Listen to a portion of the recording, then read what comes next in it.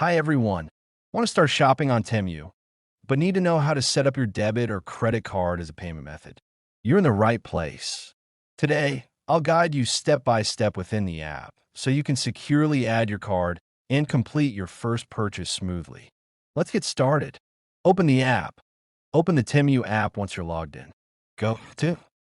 In the bottom navigation bar, tap the icon that says this is your profile and account section. Settings. In the top right corner, tap the settings icon, usually a gear or diamond.